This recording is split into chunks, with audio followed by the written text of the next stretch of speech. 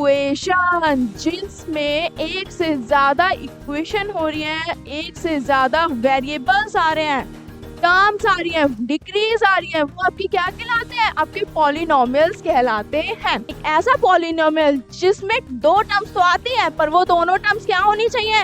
दोनों बिल्कुल एक दूसरे से अपोजिट होनी चाहिए। अगर एक नॉर्थ है तो दूसरी साउथ होनी चाहिए। यहाँ से इंक्रीज होके कितनी बढ़ जाएगी?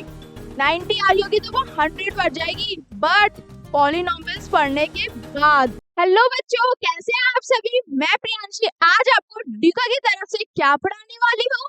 पॉलिनोमियल्स। ये मैथ्स का सबसे इंटरेस्टिंग चैप्टर है। अगर आप इसमें इंटरेस्ट लगा के बिल्कुल अच्छे से इस चैप्टर को पढ़ोगे ना तो आप बहुत अच्छे, एक राज की बात बताऊं, मार्क्स गेन कर सकते हैं। और वो मार्क्स गेन करके क्या आपकी परसेंटेज क्या हो जाएगी? यहाँ से इंक्रीज होके कितनी बढ़ जाएगी? 90 आ रही होगी तो वो 100 बढ़ जाएगी, बट पॉलिनोमियल्स पढ़ने के बाद। आप पॉलिनोमियल्स पढ़ना चाहते हैं तो चलिए फिर मेरे साथ, आपको आज पॉलिनोमियल्स के कुछ टर्म्स, कुछ बेसिक से बेसिक चीजें बताने वाली हूँ कि क्यों हम ये चैप्टर पढ़ते हैं और क्या इस चैप्टर का यूज है। पॉलिनोमियल्स, आपको वर्ड पॉलिनोमियल दिख रहा है? पॉलिनोमियल का मतलब क्या होता है? आपको पता है पॉलिनोमियल हमारे चारों तरफ है। कहाँ है? हमारे सराउंडिंग में है, एवरीवेयर। पॉलिनोमियल्स क्या है? हमारे चारों तरफ है। चारों तरफ क्या अपने आप लेफ्ट राइट देख रहे हो? नहीं, चारों तरफ मतलब अगर आपने रोलर कोस्टर वाला झूला झूला है, उसमें स्विंग होती है। क्या होती है? एक स्विंग होती है उसमें। अब वो जो स्विंग होती है ना, जो ये रोलर कोस्टर वाला जो आपका झूला होता है, सबने झूला होगा ऑलमोस्ट, यहाँ पे जितने भी स्टूडेंट्स हैं, उसमें एक स्विंग होती है। तो ये जो स्विंग है ये किस चीज को रिप्रेजेंट कर रही है? ये एक ग्राफ को रिप्रेजेंट कर रही है। किसे? एक ग्राफ को रिप्रेजेंट कर रही है। और वो ग्राफ किस चीज का पार्ट है? वो आपके पॉलिनोमियल्स का पार्ट है, उस टॉपिक का। आपका ये रोलिंग कोस्टर वाला एग्जाम्पल हो गया। आपके आपके जितने भी स्लोप्स की हाइट होती है वो सारे आपके पॉलिनोमियल्स के अंडर आते हैं। ठीक है। पॉलिनोमियल, पॉलिनोमियल जो एक वर्ड है, ये जो चैप्टर है, ये जो टॉपिक है, ये दो वर्ड से मिलकर बना है, poly plus nomials. Poly plus nomials. Poly मतलब आपके टर्म्स, आपके एल्जेब्रिक, आपके एक्सप्रेशंस। क्या? आपके टर्म्स, आपके एल्जेब्रिक एक्सप्रेशन, ये पॉली।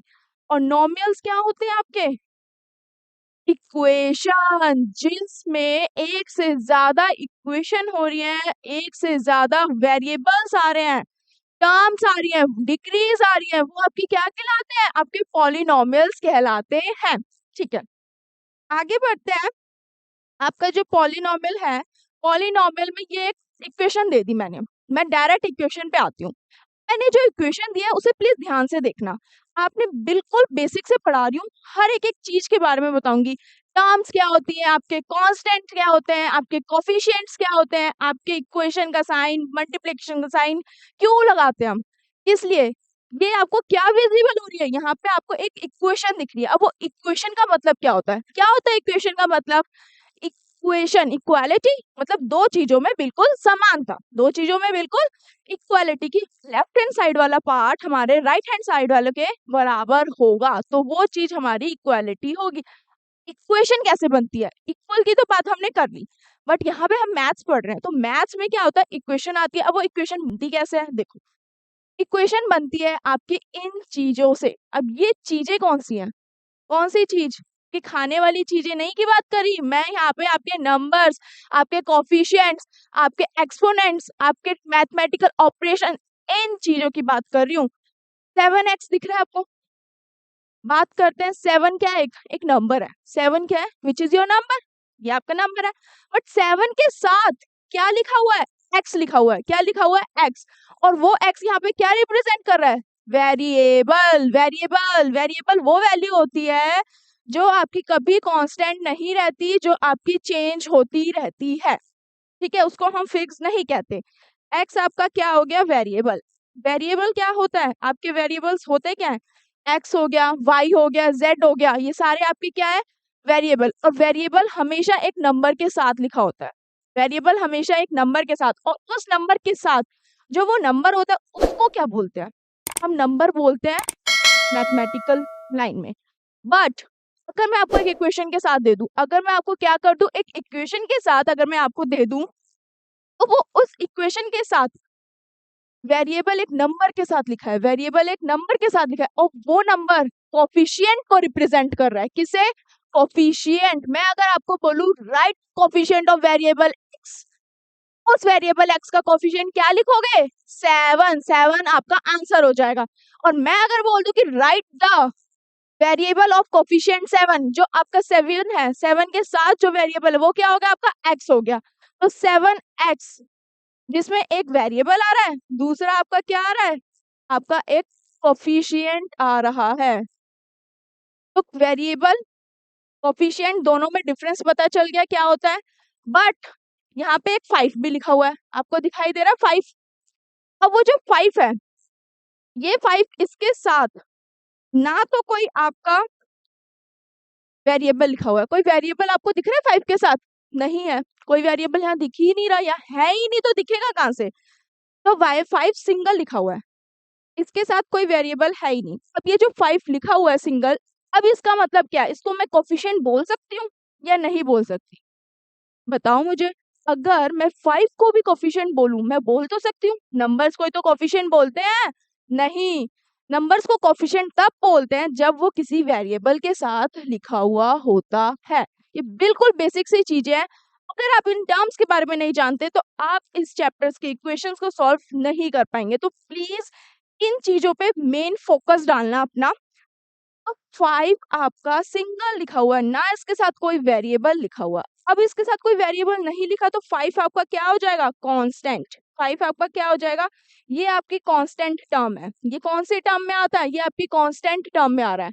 ठीक है, क्योंकि ये आपका क्या है? ये आपका वेरिएबल के साथ नहीं लिखा हुआ, तो मैं इसे कोफिशिएंट कंसीडर नहीं कर सकती। ठीक है, अब इक्वल भी आ गया। इक्वल के साथ भी एक नंबर लिखा हुआ है 19। तो मैं इस जब इक्वेशन को सॉल्व करूंगी ना, जब मैं इस इक्वेशन को सॉल्व करूंगी, ये भी आपका वेरिएबल है, कोफिशिएंट है कि कांस्टेंट है? तीनों में से कौन सी टर्म है? ये आपकी सेम 5 की तरह कांस्टेंट टर्म है। इसको भी हम सिंगल कांस्टेंट टर्म कंसीडर करके चलेंगे। ठीक है, ये भी आपकी कांस्टेंट टर्म हो गई। इतना क्लियर है? आपके वेरिएबल्स क्या होते हैं, आपके कांस्टेंट क्या होता है, आपके कोफिशिएंट क्या होता है। तीनों में डिफरेंस क्या है? वेरिएबल आपके कोफिशिएंट के साथ लिखे होते हैं। अगर वेरिएबल मान लो कोई भी वेरिएबल लिखा है y, उसके साथ मैंने कोई नंबर नहीं लिखा, तो हम क्या कंसीडर करेंगे? 1 कंसीडर करके चलेंगे। अगर मैंने 2 लिखा है ऑलरेडी, तो 2y मतलब y के साथ वेरिएबल, जो वेरिएबल y है उसके साथ 2 कोफिशिएंट लिखा हुआ है और 2 के साथ y लिखा हुआ है। बट अगर कोई नंबर नहीं है मेंशन, तो क्या मानोगे आप? ओनली 1 कंसीडर करेंगे। और कांस्टेंट सिंगल टर्म होती है, एक नंबर वैल्यू होती है जिसके साथ ना कोई कोफिशिएंट, ना कोई वेरिएबल होता है। ठीक है, और इसके साथ साथ ये चीज आपको क्लियर हो गई। अब मैं ये बात करती हूँ कि टर्म्स की, कि कितने टर्म्स आते हैं, सिंगल टर्म है, डबल टर्म है, कि मोर देन 2 टर्म्स है, उसके बारे में पढ़ेंगे आगे डिटेल में। आगे बढ़ते हैं। Algebraic expression. Algebraic expression, expression क्या होता है? जैसे कि आप मुझे क्या एक्सप्रेशन दे रहे हैं या मैं आपको क्या, अगर हम कोई बात करते हैं तो हमारा क्या होता है, हमारे एक्शन पे सामने वाले का रिएक्शन डिपेंड करता है ना, कि मैंने जैसा एक्शन लिया सामने वाला वैसे ही रिएक्ट करेगा। अगर मैंने अच्छा एक्शन लिया तो मेरे को अच्छा रिएक्ट मिलेगा, अगर मैंने बुरा किया तो मेरे को क्या मिलेगा? बुरा रिएक्शन मिलेगा। तो एल्जेब्रिक एक्सप्रेशन, किसी चीज को एक्सप्रेस्ड करना, किसी चीज को बिल्कुल एक्सप्रेस्ड कर देना। एल्जेब्रिक, एल्जेब्रा, एल्जेब्रा क्या होता है? जेब्रा क्रॉसिंग वाला जेब्रे की बात नहीं कर रही हूँ मैं यहाँ। मैथमेटिकल्स में, मैथ्स में एल्जेब्रा आपकी टर्म्स आती हैं, आपके नंबर्स आते हैं, आपके वही वेरिएबल, वही कांस्टेंट और वही मैथमेटिकल ऑपरेशंस, इन सब से बनकर आपकी एक इक्वेशन बनती है। और इक्वेशन क्या, हम इक्वेशन को 10 तरीके से लिख सकते हैं, इक्वेशन में क्या क्या चीजें। इसीलिए ये एक थ्योरी बेस्ड लाइन में आपको समझाया। उससे पहले ही मैंने आपको यहाँ पे एग्जाम्पल के थ्रू यही चीज जो बताई है, वही चीज वहां पे आपकी लिखी हुई है कि an algebraic expression is an expression made up of variables and constants along with mathematical operation. एक एल्जेब्रिक एक्सप्रेशन, इक्वेशन में क्या होता है कि कोई भी आपकी एल्जेब्रिक एक्सप्रेशन जिसके अंदर expression made up of variable, अब वो एक्सप्रेशन वेरिएबल से बनती है, इसके साथ साथ कांस्टेंट आते हैं उसमें, कांस्टेंट, वेरिएबल, कोफिशिएंट, इन सब को मिलाकर किसके plus minus divide multiply in सब से क्या बनती है, और इक्वल लगा के क्या बन जाती है, इक्वेशन बन जाती है। क्या बन जाती है, equation.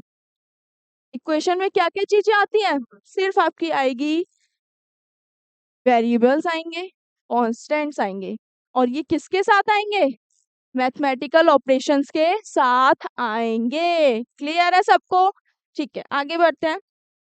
A term is a product of variable and constant, कोई भी टर्म, टर्म होती है कि आपकी कोई भी इक्वेशन बन रही है, उसमें सिंगल टर्म है, एक वैल्यू लिखी है कि दो वैल्यू लिखी हुई है, दो से ज्यादा वैल्यू लिखी हुई है, तो एक term which is a product of variables and constant, कोई भी टर्म जो उस वेरिएबल और उस कांस्टेंट का मल्टीप्लाई है, जो उस वेरिएबल और उस कांस्टेंट का मल्टीप्लाई है, मल्टीप्लाई मतलब आपका प्रोडक्ट है। फॉर एग्जाम्पल भी दे रखे हैं देखो, and a term can be algebraic expression itself, और वो खुद से ही अपने आप में ही क्या है, एक अलजेब्रिक एक्सप्रेशन है। ओके एग्जाम्पल्स में क्या है, -3 which is just a constant, clear सी बात है, मैंने आपको स्टार्टिंग में बताया कि अगर एक सिंगल नंबर लिखा हुआ है, चाहे वो नेगेटिव हो चाहे वो आपको पॉजिटिव हो, अगर वो सिंगल लिखा हुआ है ओनली, उसके साथ कोई भी यहाँ पर आपको वेरिएबल नहीं शो हो रहा है या वेरिएबल आपको नहीं दिखाई दे रहा है, तो वो आपकी कौन सी टर्म कंसिडर्ड होगी, कांस्टेंट टर्म कंसिडर्ड होगी। -2x, अब यहाँ पे क्या लिखा हुआ है, माइनस का 2x, नेगेटिव साइन है, इट्स ओके, बट 2 के साथ x लिखा हुआ है, 2 के साथ क्या लिखा हुआ है, x, 2 आपका कोफिशिएंट हो गया, बट x आपका वेरिएबल हो गया, तो कोफिशिएंट मल्टीप्लाई कर दिया वेरिएबल के साथ, तो वो बन गया 2x, मेरे पास थे एक, मेरे पास था -2, ये आपका क्या था, कांस्टेंट, एक मेरे पास था वेरिएबल x, ठीक है। मैंने क्या करा, अब फर्स्ट लाइन में देखो, a term is a product of variables and a constant, पहली लाइन ही आपको कह रही है कि वेरिएबल और कांस्टेंट का मल्टीप्लाई करेंगे, वेरिएबल और कांस्टेंट का मल्टीप्लाई करेंगे तो आपके पास क्या आ जाएगा, क्या आ जाएगी, आपको एक टर्म मिल जाएगी, क्या मिल जाएगी, एक टर्म मिल जाएगी। तो मेरे पास एक कांस्टेंट है, दूसरा वेरिएबल है, इन दोनों का मैं क्या कर देती हूँ, मैं यहाँ पे कर देती हूँ दोनों का मल्टीप्लाई, तो -2 मल्टीप्लाई एक्स, तो -2x हो गया, ये आपका क्या हो गई, एक टर्म मिल गई, और ये टर्म कौन सी टर्म है, एज अ सिंगल टर्म, ये आपको क्या मिल गई, एक टर्म मिल गई, which is product of constant 2 and the variable x, उसको मैंने एज अ थ्योरेटिकल लिख दिया, बट थ्योरी से ज्यादा प्रैक्टिकल में समझ आता है हमें, है ना। -4xy which is product of constant 4 and variable x and y, अब इसमें दो वेरिएबल्स है, क्या है इसमें, दो वेरिएबल्स है, एक x है, दूसरा y है, तो सेम वही एज इट इज आपका क्या है यहाँ पर, माइनस का 4xy, तो इसके अंदर एक 4 आपका क्या हो गया, -4, नेगेटिव साइन है तो नेगेटिव साइन भी मेंशन करना है, तो ये आपका क्या हो गया, -4 आपका क्या कंसीडर कर रहा है, वो सिंगल एज अ कांस्टेंट है, बट अगर मैं उसको वेरिएबल के साथ लिख रही हूँ तो वो आपका कोफिशिएंट कहलाएगा, और x आपका एक वेरिएबल है, y आपका एक वेरिएबल है, तो दो वेरिएबल्स, ये हो जाएगा -4 मल्टीप्लाई x मल्टीप्लाई y, और ये कंसीडर क्या हो गया, ये टर्म बन गई, इनका प्रोडक्ट क्या बन गया, एक टर्म बन गई, सेम एज इट इज ऐसे ही -5x 2y, -5x 2y which is product of 5x x and y, इसमें दो वेरिएबल है x, दो x वेरिएबल है, एक सिंगल y है और एक 5 है, तो इन सब का प्रोडक्ट कर देंगे तो क्या बन जाएगा, टर्म बन जाएगी। आगे बढ़ते हैं, ये कुछ बेसिक सी टर्म्स हैं, वर्ड्स हैं, इनकी मीनिंग जानना बहुत जरूरी है चैप्टर पढ़ने से पहले। तो पॉलिनोमियल, अब हम आते हैं, चैप्टर का टॉपिक है आपका पॉलिनोमियल। पॉलिनोमियल क्या होता है, अभी मैंने आपको बताया पॉलिनोमियल है क्या, एक अलजेब्रिक एक्सप्रेशन है, क्या है, एक अलजेब्रिक एक्सप्रेशन है, can have exponents that are rational numbers, however a polynomial in an algebraic expression in which the exponent on the क्या हो रहा है, any variable is a whole number, means कोई भी ऐसी अलजेब्रिक एक्सप्रेशन जिसमें आपके नंबर्स, और वो नंबर्स आपके कौन से होने चाहिए, होल नंबर्स होने चाहिए, जीरो भी इंक्लूड होगा उसमें, जीरो भी आ सकता है, वो आपके किस फॉर्म में लिखे होंगे, एक्सपोनेंट किए जाएंगे, और वो एक्सपोनेंट्स वो जिस चीज में या जिस वे में रिप्रेजेंट होगा वो वेरिएबल के वे में रिप्रेजेंट होंगे। डिग्री ऑफ पॉलिनोमियल की बात करते हैं। डिग्री ऑफ पॉलिनोमियल, डिग्री का मतलब क्या होता है? आपके बीएड एमकॉम इन सब की डिग्री की बात नहीं कर रही हूँ मैं, कि आपकी ग्रेजुएशन डिग्री की बात कर रही हूँ, नहीं। मैं अब यहाँ पे डिग्री मीन्स हाईएस्ट पावर की बात कर रही हूँ। किसकी बात कर रही हूँ? हाईएस्ट पावर की बात कर रही हूँ। तो डिग्री का मतलब यहाँ पे क्या होता है कि हाईएस्ट पावर। आपकी ये कोई भी नंबर, कोई भी वेरिएबल के ऊपर जो वैल्यू लगी होती है ना, जो पावर लगी होती है, उस डिग्री की बात कर रही हूँ। अगर मान लो मेरे पास एक्स वेरिएबल है, ये हाईएस्ट पावर। अगर मेरे पास यहाँ पर एक्स वेरिएबल है, दिख रहा है आपको एक्स, मैं एक्स पे पावर लगा, कुछ भी नहीं लिखा मैंने, एक्स के ऊपर मैंने कुछ नहीं लिखा है, तो मैं क्या मानूंगी? उसकी पावर 1 है, उसकी डिग्री 1 है। इसकी डिग्री आपकी हो गई 1, इसकी पावर हो गई, जो आप पावर को क्या मानते हैं? डिग्री मानते हैं, तो ये आपकी क्या हो गई? 1। अब मैं लेट सपोज y की पावर लिख दिया मैंने 2, तो y की पावर यहाँ मैं लगा दी 2, तो डिग्री क्या हो गई? डिग्री क्या है इसकी? इसकी डिग्री, डिग्री इज 2। डिग्री यहाँ पे आपको 2 कंसीडर्ड हो गई। तो ये है डिग्री ऑफ पॉलिनोमियल। ठीक है, जो हाईएस्ट पावर होती है किसी भी वेरिएबल के ऊपर, उसको डिग्री बोलते हैं। आगे बढ़ते हैं। Types of polynomial. अब टाइप्स की बात कर रही हूँ मैं, ठीक है। टाइप्स क्या होते हैं? पॉलिनोमियल्स की क्या टाइप्स, क्या होता है?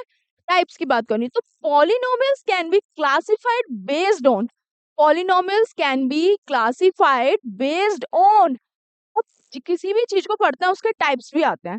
तो पॉलिनोमियल्स जो है दो बेसिस पे डिवाइड कर दिया गया है। फर्स्ट आपका कौन सा है? टर्म्स के बेस पे। पहला आपका टर्म के बेस पे है, दूसरा आपका डिग्री के बेस पे है। उस पॉलिनोमियल्स को मैंने दो हिस्सों में बांट दिया है, दो हिस्सों में पार्ट कर दिया है। पहला आपका टर्म्स के बेस्ड है, second one is your degree of the polynomial.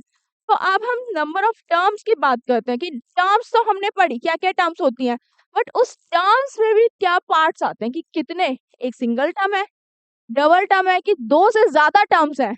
तो उसके भी क्या हुए हैं? उसके भी नेम कंसिडर्ड हुए हैं, उसके भी आगे और नाम बताए गए हैं कि फर्स्ट नंबर ऑफ टर्म्स में क्या आएगा।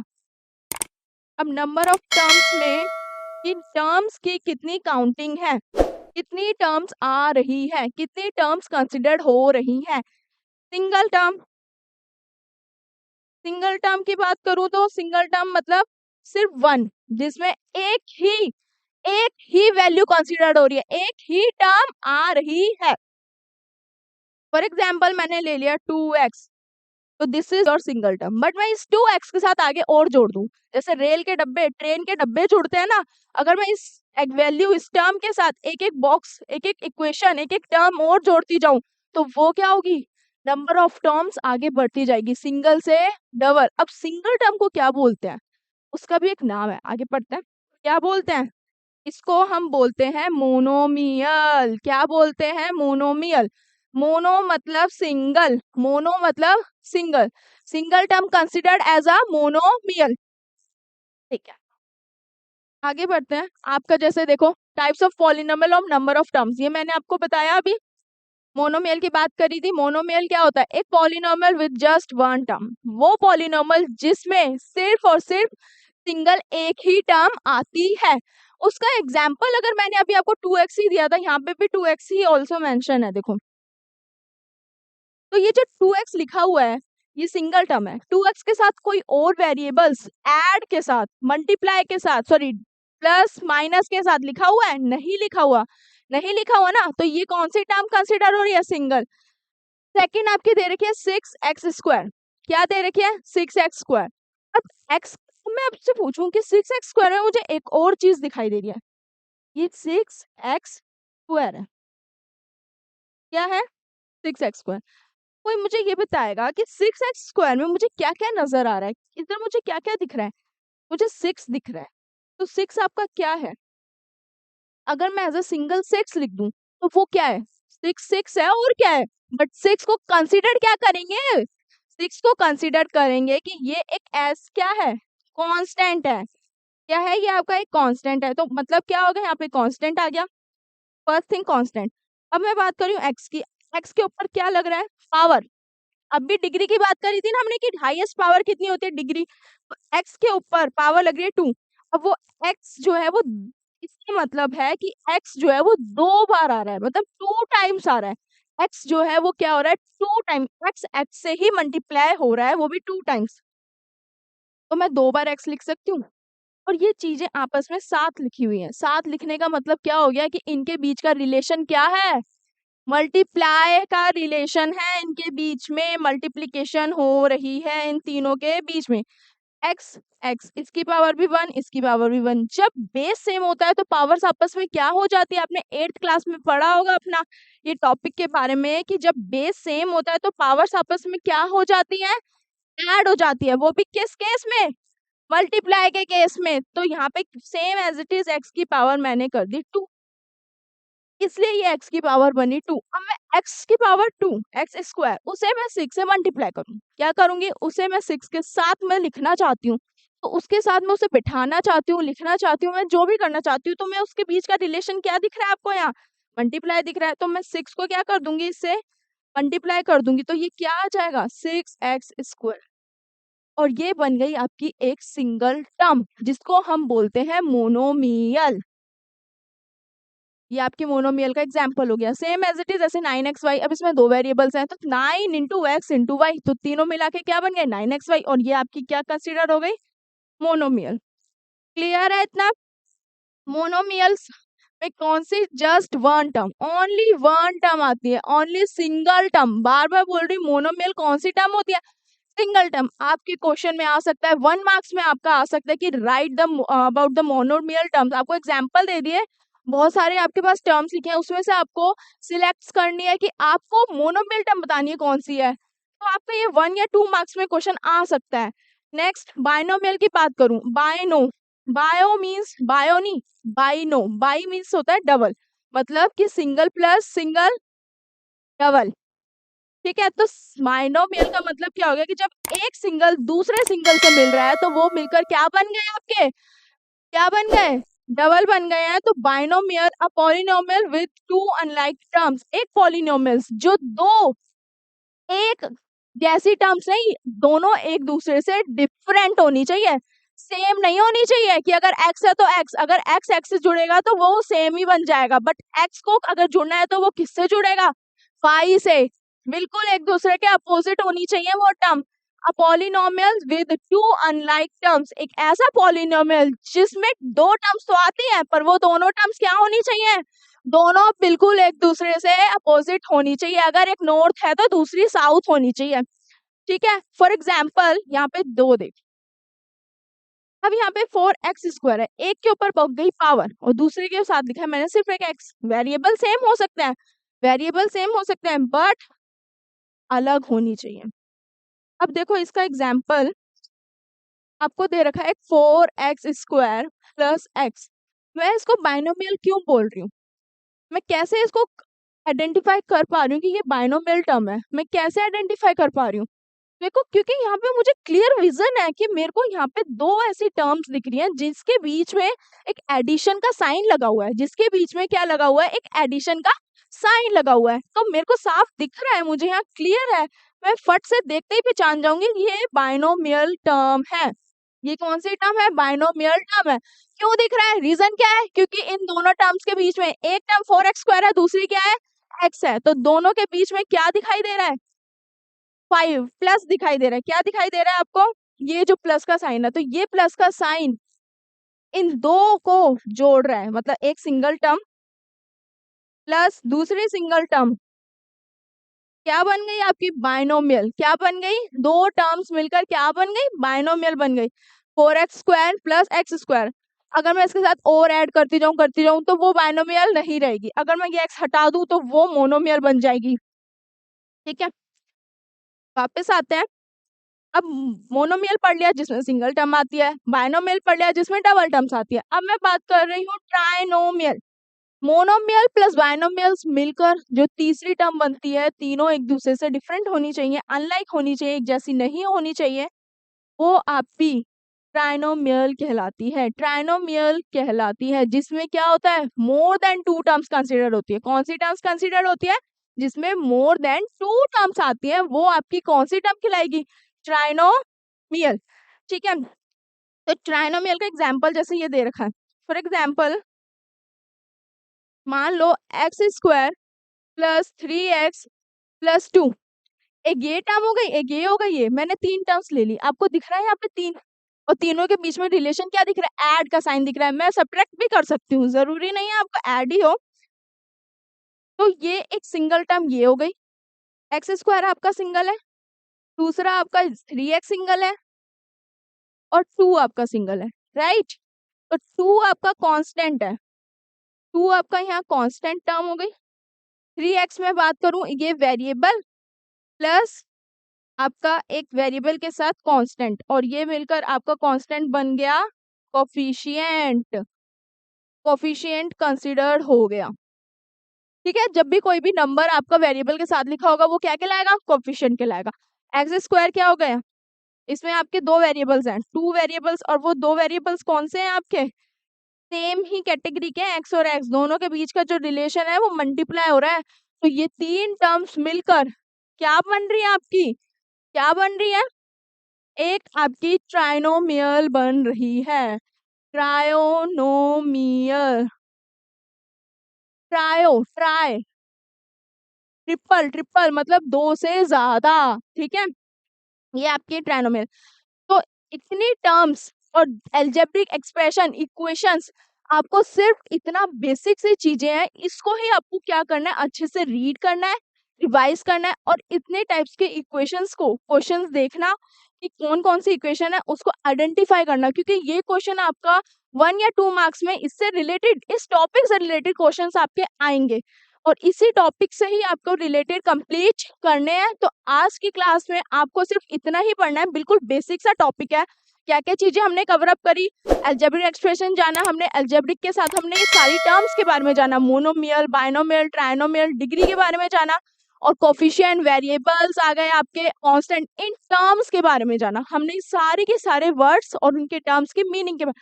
आपको सिर्फ इतना ही पढ़ना है और अच्छे से रीड करना, और सबसे मेन बात, हर इन टॉपिक्स के डेफिनेशन या इनके एग्जांपल्स या इनके नोट्स बनाना, ताकि आपको बाद में जब पढ़ना पड़े ना तो आप उस नोट्स में से रिवाइज कर सकें। ठीक है, तो बच्चों प्लीज इसे अच्छे से प्रैक्टिस करना, पढ़ना, और okay, all the best, bye.